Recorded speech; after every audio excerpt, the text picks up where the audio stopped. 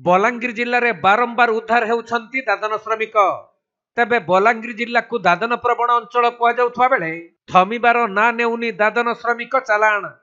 सरकार एप्रति पदक्षेप नेउथिले भी दादन सरदारंको उपरे एहार कोनोसी प्रभाव पड़ुनाही।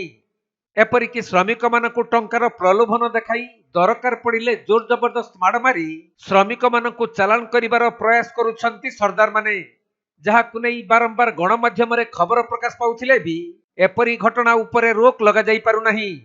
सही क्रम रे पुणी 5 जन दादन श्रमिक उद्धार करने सह जड़े दादन सरदार समेत 2 जन को गिरफ्त करिछि खप्राखोल पुलिस।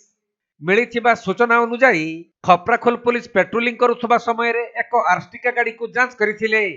आउ सेथिरे बेआईन भाबे आंध्र को दादन श्रमिक चालाण हेउथबा देखिबाकू पाइथिले।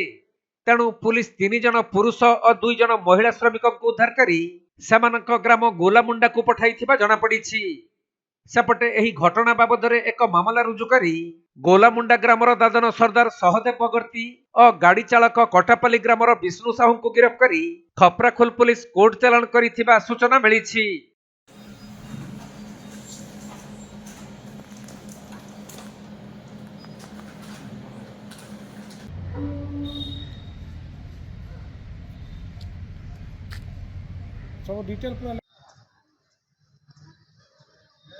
Balangir जिल्लारू Pazhassi बरिहांक report Konark live.